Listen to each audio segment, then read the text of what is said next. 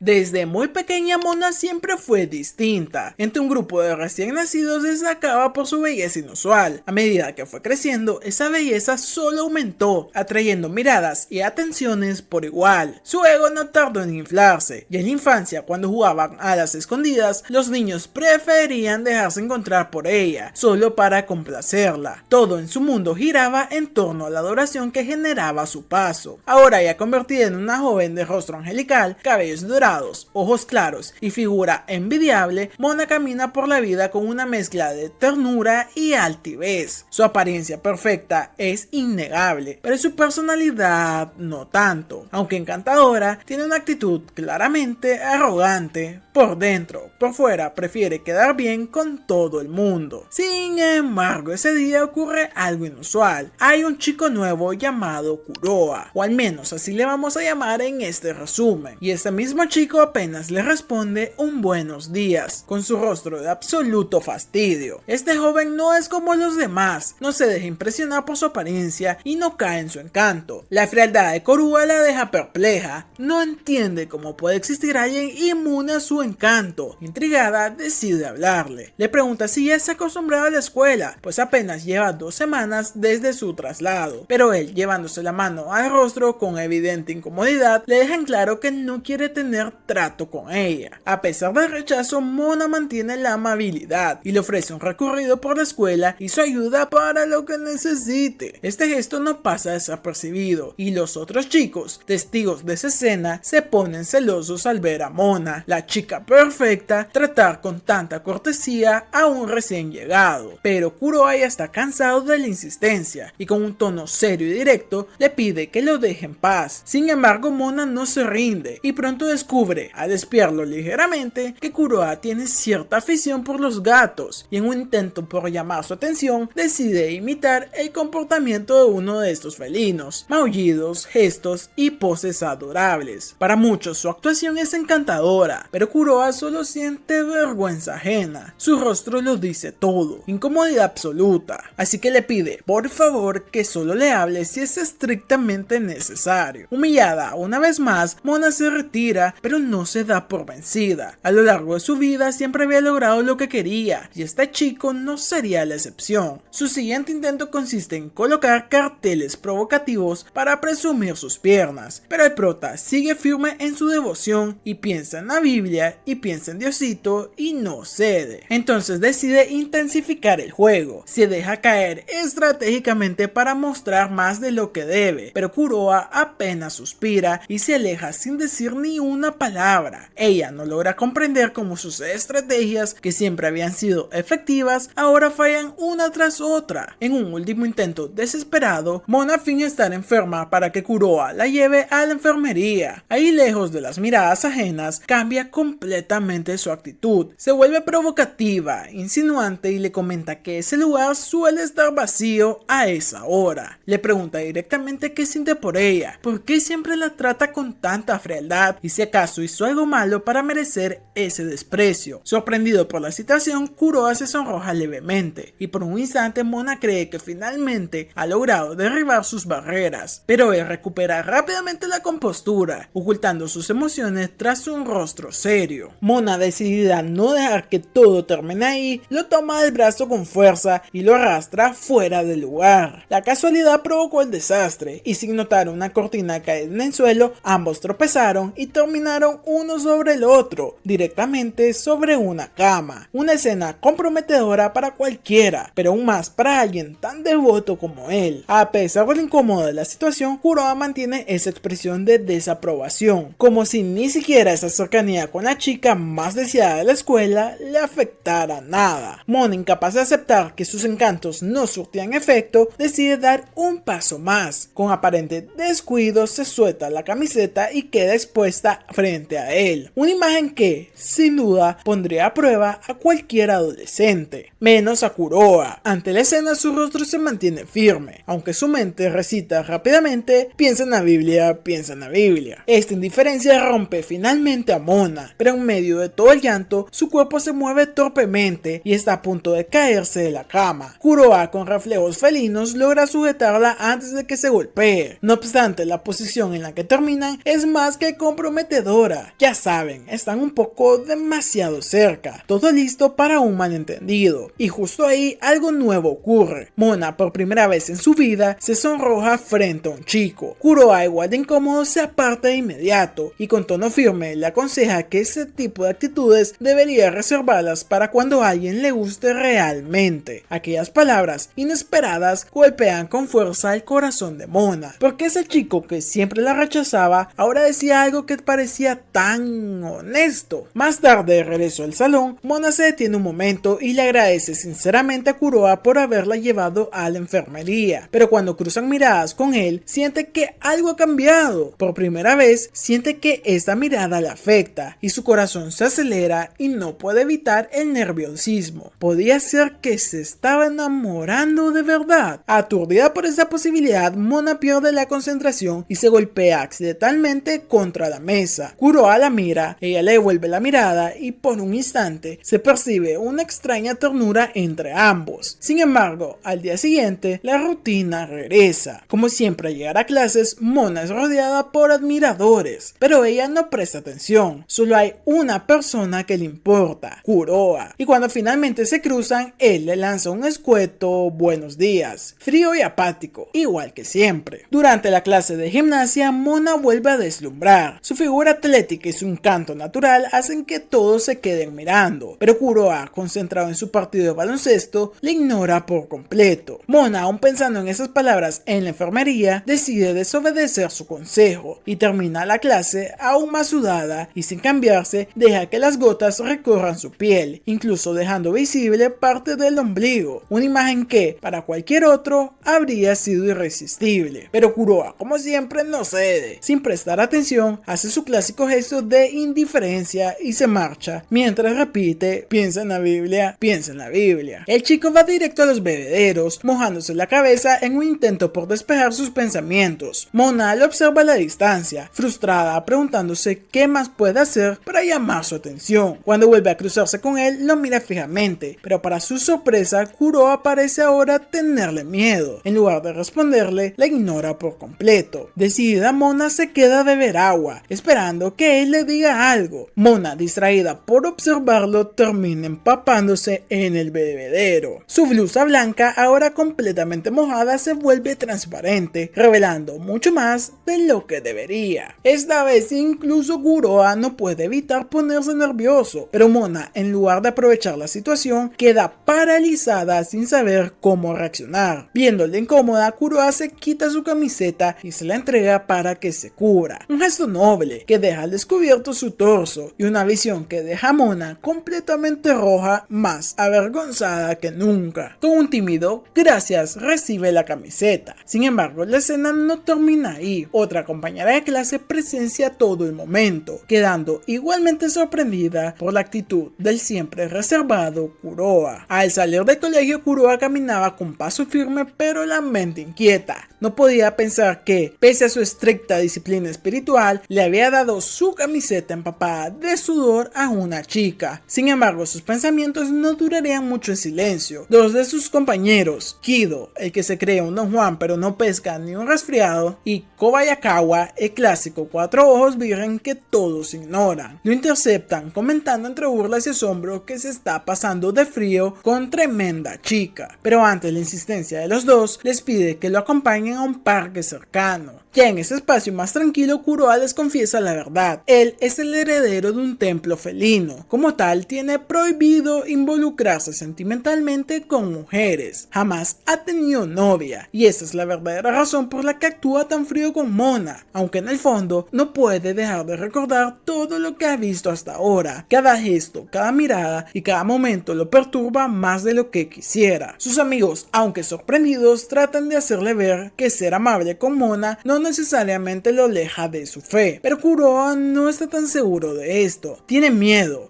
a terminar enamorándose. Por eso insiste en concentrarse en sus deberes como monje. Cada vez que un pensamiento impuro aparece, lo combate con oración, visualizando su misión espiritual. Esa fue de hecho su motivación principal al cambiarse a una escuela mixta: purificar su mente enfrentando directamente a la tentación. Al día siguiente, Mona se le acerca para devolverle la camiseta. Le comenta que ya la lavó, pero lo hace con una voz suave, cargada de intenciones ocultas. Kuroa se sonroja discretamente, más aún cuando ella se le acerca al oído y le susurra si acaso quería que oliera a ella. La pregunta lo descoloca. Mona, aunque emocionada por su reacción, también muestra una pizca de vergüenza. Más tarde la escena de siempre se repite. Mona acapara todas las miradas al caminar por el pasillo, todas menos una, la de Kuroa. Durante la clase de arte, Mona se ofrece como modelo para el ejercicio de dibujo, y aunque lo hace frente a todos, su objetivo es claro: provocar a Kuroa. Para llamar su atención, le dice con un tono seductor que está dispuesta a posar como él desee, con la única condición de no hacerlo completamente como Dios la trajo al mundo. Pero el chico mantiene su actitud de siempre, respondiendo con frialdad que no necesita nada en especial. Mona, sin rendirse, comienza a buscar en su celular algunas poses sugerentes que podrían gustarle. Al repasar fotos, recuerda el momento reciente en el bebedero cuando Kuroa no dejó de mirarla. Entonces se le ocurre algo. Se recoge lentamente el cabello, dejando expuesta su oreja con sutileza. Una pose sencilla pero efectiva. Y por primera vez, Kuroa se sonroja frente a todos. Mona lo nota y cree haberlo atrapado. Cierra su mente, entierra el pensamiento impuro y continúa con su mantra: resistir. Más tarde, Mona nota que otra chica la observa detenidamente. Al principio no le da importancia, hasta que también se da cuenta de que Kuroa la está mirando, pero esta vez no había hecho nada provocativo. Aún así, él la observa con un nivel de detalle que la desconcierta, deteniéndose en su cuello, sin ningún tipo de intención evidente. Mona, confundida, empieza a sentir calor extraño en el pecho. Su imaginación se desborda, visualizando pensamientos que la abruman. Por primera vez, no fue ella quien forzó la mirada, fue él quien la buscó. Incómoda en ese sentimiento nuevo, huye del salón y se refugia en el baño. Ahí reflexiona: siempre fue ella quien buscó ser vista, quien quiso conquistar, pero esta vez esa mirada la desarmó, le hizo sentir nerviosa, vulnerable, como si en un giro inesperado fuera ella quien estaba cayendo. Más tarde, después de clase, Mona se dirige a la biblioteca. Allí, por pura casualidad, se topa con Kuroa. Ambos toman el mismo libro al mismo tiempo. Justo cuando Mona iba a proponer leerlos juntos,